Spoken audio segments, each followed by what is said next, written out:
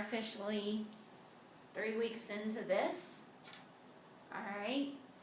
If you'll notice, guys, on day 15, there's a couple things I've already done.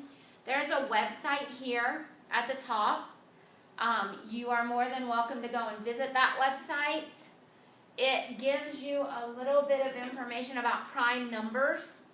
It's actually pretty interesting, especially if you ever deal with a bank. Second thing is, I've already started the exercise that we're looking at the beginning just because I wanted to save a little bit of time. All right, so take a minute, pause it, go ahead and fill this out, and then we'll talk about it. So the question at the top says, when is 2 to the nth minus 1 prime, and when is it composite? Guys, remember, prime numbers mean the only two factors for that number is 1 and itself. Nothing else will go into it. Composite means it has more than 2 factors. All right, so think about this. Think about when you might see a prime or composite number. All right, so what I did is it gave us what n was going to equal. So I went ahead and substituted that number n for n. And then I just solved the problem here. So 2 to the first power is 2, minus 1 is 1. 2 to the fifth power minus 1 gives me 31. Okay, that's all I did there. All right, so now let's talk about the last column. The last column says, is it prime or is it composite? And to justify your answer if it's composite. All right, so looking at 1 and 1, that's the only thing that will go into it, so prime. All right, 3 times 1 is the only thing, so that is prime. 7 times 1, it's prime. 15 is composite. And it says to justify your reasoning. We all know that 1 times 15, but we also know that 3 times 5 gives us 15. 31 is prime. 63 is composite. Once again, we know that 1 times 63 will give us 63, but we also know that 7 times 9 will give us 63. 127, that one really starts to make you think. Actually, that is a prime number. 255, it ends in a 5, so that is an automatic key that tells me it is not prime, because I know that 5 will go into it. So it is a composite number, and I can simply say it ends in 5. Because like I said, that is an automatic red light that says 5 will go into it. There may be other things, but 5 will definitely go into it. 511 is composite. You're getting into some bigger numbers, so you actually have to start thinking about this. 7 times 73 will give me 511. 1023 is composite.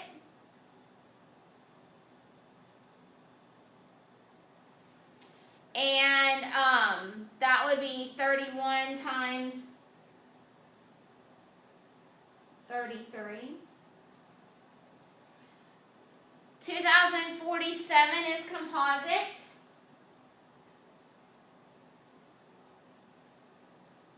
And that would be 23 times 89.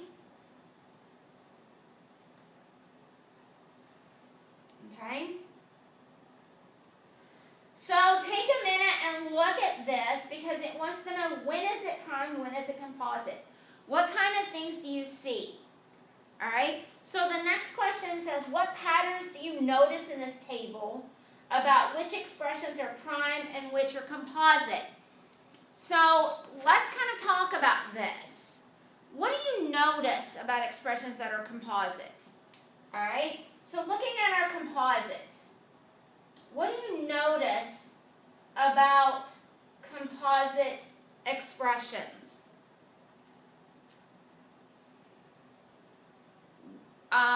What do you notice about expressions that are prime?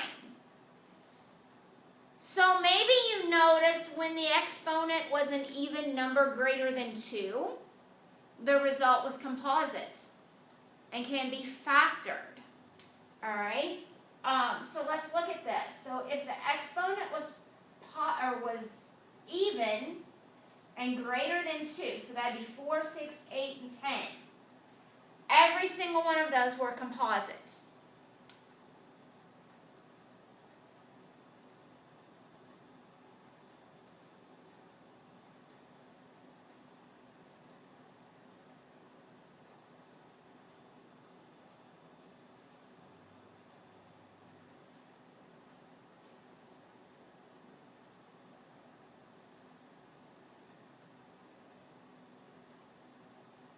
So hopefully you noticed that. If you didn't, maybe you do now.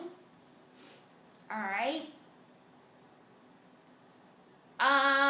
What did you notice about when the exponent was a prime number? So 1's a prime number, 3's a prime number, 5's a prime number, 7's a prime number, 11. Did you notice anything?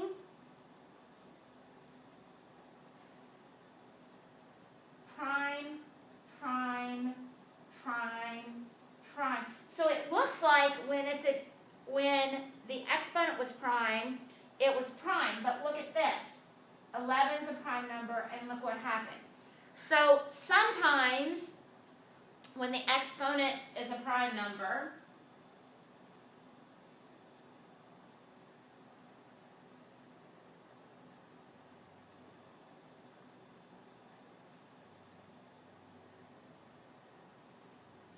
the answer is sometimes prime and sometimes composite. So we can't say that when the exponent was a prime number that it's definitely a prime answer. All right. Let's look at when the exponent is a composite odd number. All right, so a composite, so that would be what, 9? 11 is not a composite number, but 9 is a composite odd number. The expression appears to be composite. But can I prove that with just 1? No, I can't. All right, so these are some patterns that you might have seen, but we're going to prove some things here. All right, so proving a conjecture. Guys, a conjecture is a statement, and we're going to prove that statement. All right? So it says if M is a positive, odd, composite number, then 2 to the nth minus 1 is a composite number. It's giving us a lot of stuff here. It says it has to be a positive, odd, composite number. So it says start with an identity. So x to the nth minus 1 is equal to x minus 1 times x to the nth minus 1 plus x to the nth minus 2 plus on and on to x to the first plus 1. In this case, x is equal to 2. So the identity above becomes 2 to the nth minus 1. All right, so we know that in this case, our x is 2, because we're looking 2 to the nth minus 1. So we're going to rewrite this identity and replace the x with 2 every time. So this is what I end up with. And it's not clear whether or not 2 to the nth minus 1 is composite. All right, now, guys, just pay attention and just kind of follow along with me. So we've started with our identity. And we have now identified that x is 2. And we've replaced that x with 2. And now it says rewrite the expression. So we're going to let m equal ab be a positive odd composite number. Then a and b must also be odd, or else the product ab would be even. So the smallest such number is 9. So we have a is greater than or equal to 3, and b is greater than or equal to 3. So let's figure out how they got 9. So they're saying let m equal ab, something times something. But that product has to be odd, positive, and composite. If I start with my numbers 1 is odd, but it's not composite. 3 is odd, but it's not composite. 5 is odd, but it's not composite. 7 is odd, but it's not composite. 9 is the first positive, odd, composite number that I have.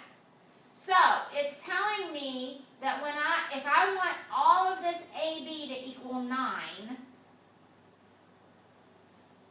then I'm going to have something where A is greater than or equal to 3, and B is greater than or equal to 3.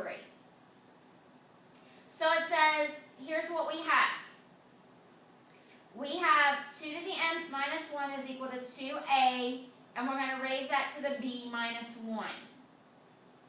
All right? Since a is greater than or equal to 3, then we have 2a is greater than or equal to 8. And 2a minus 1 has to be greater than or equal to 7.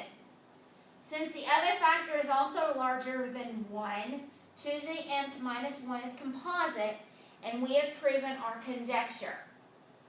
Okay, so what does all of this mean?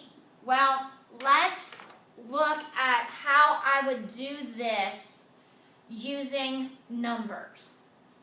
All right, so maybe if we get into this and I show you what this means, it will make a little bit more sense. So for exercises 1 through 3, we're finding a factor of each expression using the method discussed in example number 1. We're going to use this example up here to figure out the first problem. All right, so it says, first thing we're going to do is start with an identity. So we're going to use this identity here.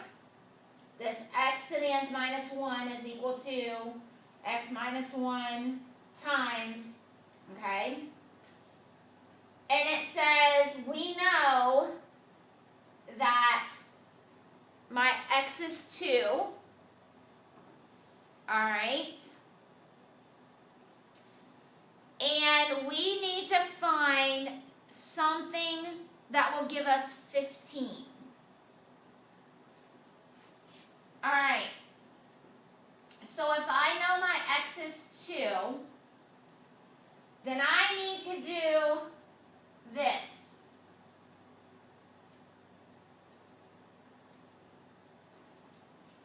All right, I need to do this.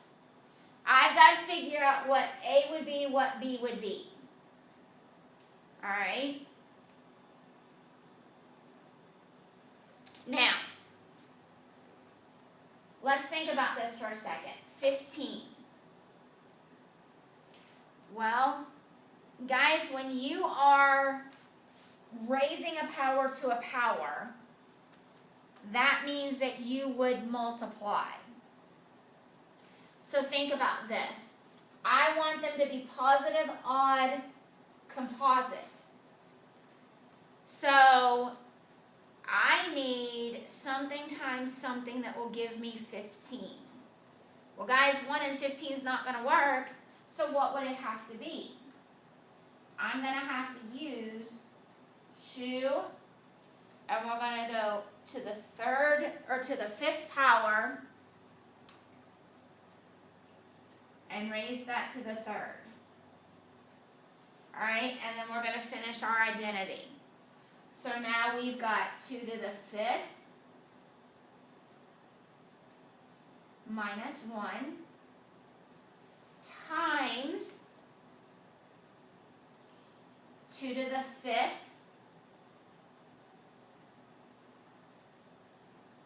and that's n minus 1, so that would be 2 to the fifth, so 3 minus 1 is 2. Alright, plus 2 to the fifth, and then 3 minus 2 is 1,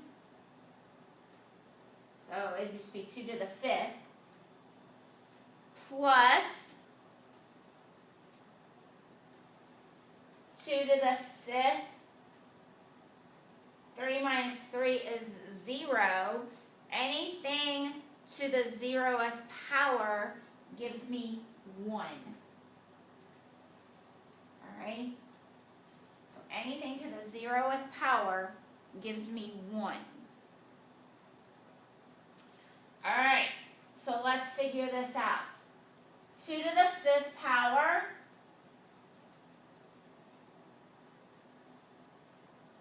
would be 32. And so that would be 32 to the second power. 2 to the fifth power is 32 plus 1.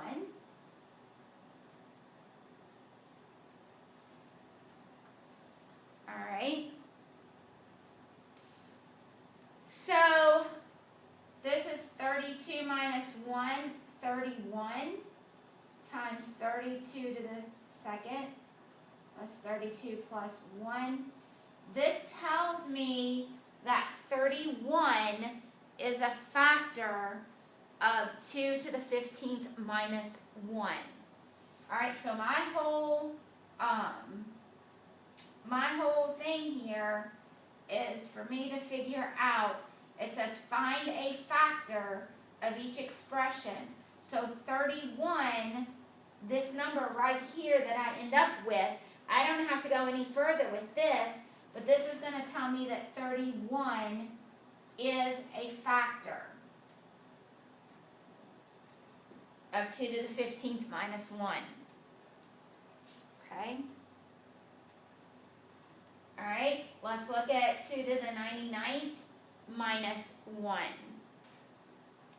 Alright, so once again, we want to do this 2 to the a times b minus 1. Alright, so thinking about 99, once again, I want to raise it, or when I raise a power to a power, I would multiply. So something times something gives me 99. There are several different things that I can do. We're going to do, we want them to be odd, positive, odd composites. Alright, so let's do 3 and 33. So 2 to the third, we're going to raise that to the 33rd power. Alright, so I've got my x minus 1, so x is 2 to the third. Minus 1 would give me x to the, so 2 to the third, 33 minus 1 would be 32, plus 2 to the third, 33 minus 2 would be 31. Plus, and guys, this is where I'm going to put those dots, dots, dots, because I'm not going to sit and figure all of this out. Because we know that eventually we're going to get 2 to the third, which would be 8, and then plus 1. Alright, so this is what we're going to end up with. Alright, so let's simplify this a little bit. 2 to the third plus 1 times 8 to the 32nd plus 8 to the 31st plus dot, dot, dot, plus 8 plus 1. I don't have to go any further with this part. My important part is to figure this out right here. And I don't know why I put plus. That should be a minus. So 2 to the third power is 8 minus 1 would be 7. So I now know that 7 is a factor of 2 to the 99th minus 1. Okay, 7 is a factor. All right, look at number 3. Number 3 even gives us a hint. It says 2 to the 537th minus 1.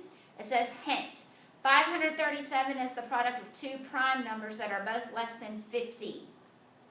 All right, so I need to find two prime numbers that are less than 50. Using a calculator, you're going to see that 537 is equal to 17 times 31. So we're going to use those two numbers. So I end up with 2 to the 17th. And we're going to raise that to the 31st power. All right, so I get 2 to the 17th minus 1 times 2 to the 17th. And then 31 minus 1 would be 30. Plus 2 to the 17th. 31 minus 2 would be 29. Plus dot, dot, dot. Plus 2 to the 17th. Plus 1. All right. Remember, the only thing that we're really concerned about is figuring this out because it is a factor. All right. So I actually could figure this out. If I wanted to do 2 to the 17th power, I could say what that equals to. If I wanted to, let's say I didn't have a calculator that would give me that answer. All right. I could actually say 2 to the 17th minus 1 is a factor. If I worked it out, I would see that it would give me 131,071. All right, so that tells me that 131,071 is a factor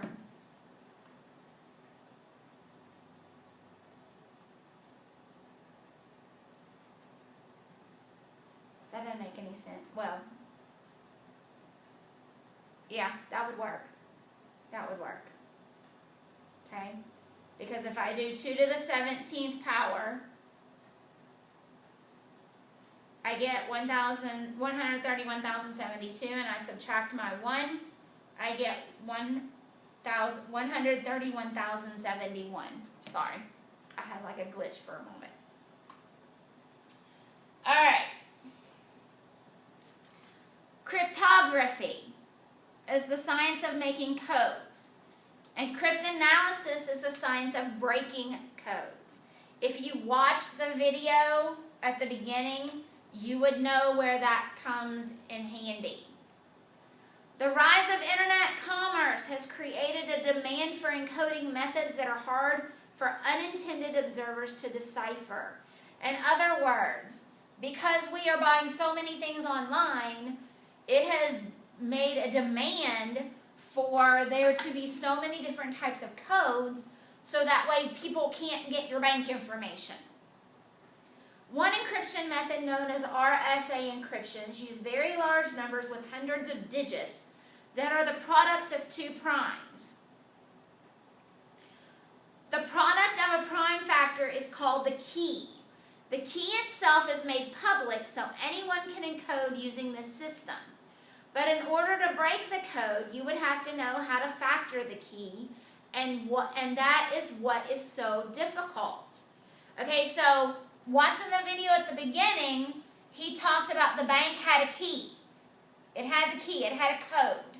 It was a secret code. They're the only ones that have it. So even though my bank information, the great big huge RSA number is out there for public, the bank has to be the one to break that code. So you had a hint in exercise 3 that made it easier for you to factor a very large number. But what if you don't have any hints? Would you be able to crack that? It would be almost impossible to factor that number because you would have to check all the prime numbers up to that square root to find the factors. If you know the key, then decoding is not extremely difficult. Programmers select a number that is almost impossible to factor without significant time and computing power, and use this as the key to encode data and communications. Alright, so this last exercise is going to give us the logic behind modern encryption algorithms. Alright, so how quickly can a computer factor a very large number? Think about this. Think about how long it would take you to factor a number, and then think about what a computer does, what a calculator does. Think about how quickly it can do this. When we want to determine if a number m is prime, we just try dividing it by every prime number, p, that's less than the square root of m. This will take the longest time if m happens to be a perfect square. Alright, so we're going to consider the speed that it takes a certain computer algorithm to factor a square of a large prime number. So let's look at this example. How long would it take a computer to factor some squares of very large prime numbers? The time in seconds required to factor an n-digit number of the form p squared, where p is a large prime number, can roughly be approximated by f of n is equal to 3.4 times 10 to the nth minus 13 divided by 2. Some values of this function are listed in the table below. Alright, so it says if p is 10,007, when I square that, I get 100,140,049. That is 9 digits, and it takes 34 thousandths of a second for a computer to compute that. Okay? Look at p. If p were, and I forgot a comma there. If p were 1,000,000,007, and I were to square that, it gives me a 19-digit number. If I wanted to factor it, it would only take it 3,400 seconds. Guys, that's seconds. Think about that. That's what? 50 minutes? A little over 50 minutes? Think about how long that would take for you to factor. Getting it down to its prime number. Use the function given above to determine how long it would take this computer to factor a number that contains 32 digits. So let's look at this. We're going to use f of n is equal to 3.4 times 10 to the nth minus 13 divided by 2. Alright, so n is going to give us the number of digits that we have. So I'm going to plug in for n. So it says it's 32 digits.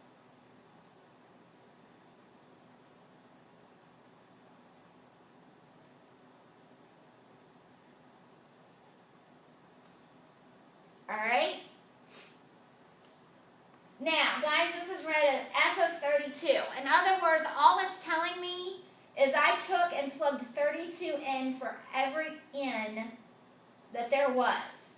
So now I don't have to do anything to this over here. I just need to solve the rest of my problem. All right? So, let's do this.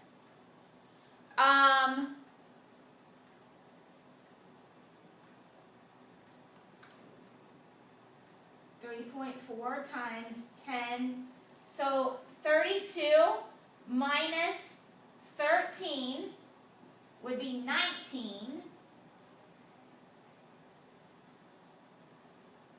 divided by 2. All right.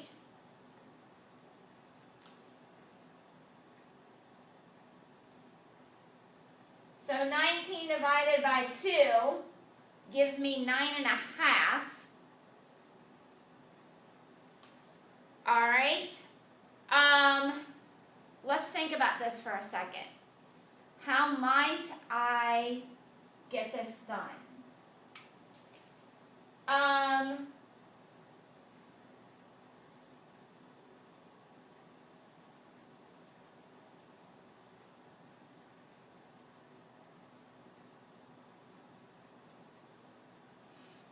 So, using your calculator, all right, you will use your calculator because you are not going to be able to do this to figure that out.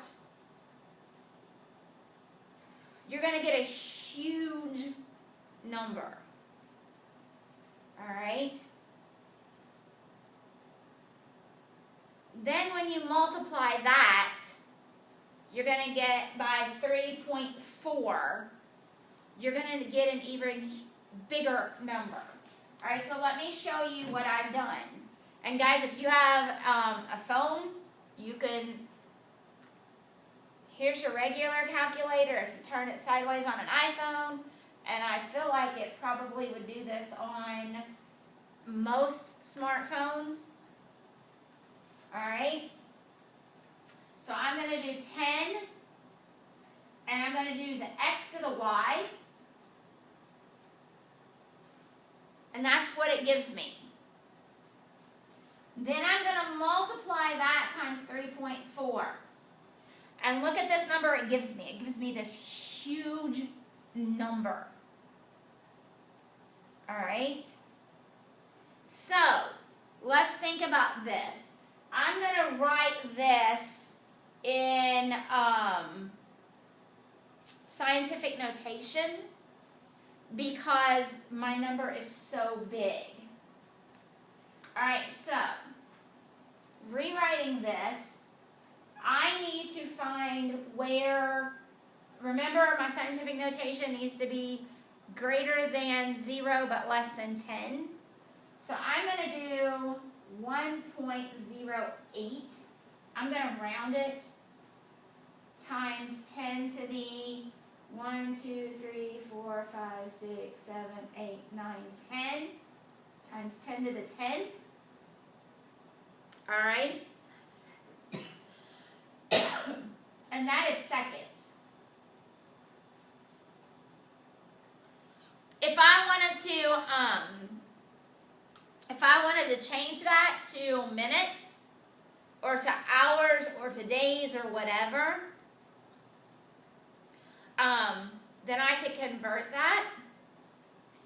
But what you're going to end up finding out is that 1.08 times 10 to the 10th seconds is about 342 and a half years. So it would take 342 and a half years for a computer to factor a 32-digit number.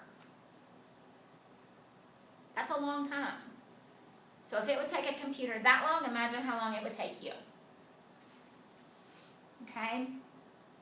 Using a very fast personal computer with a straightforward algorithm, it would take 342 years to factor a 32-digit number, making any secret message encoded with that number obsolete before it could be cracked with a computer. So it wouldn't exist anymore. It wouldn't matter anymore by the time they figured out how to crack it. However, we have extremely fast computers, much faster than one PC, and very efficient algorithms designed for these computers for factoring numbers. These computers can factor a number thousands of times faster than a computer used above. So these computers are a lot slower than the computers we have today. But they're still not fast enough to factor a huge composite number in a reasonable amount of time. Alright? So 11 years ago, computer scientists were able to factor a 232-digit number in 2 years by distributing the work over hundreds of fast computers running at the same time.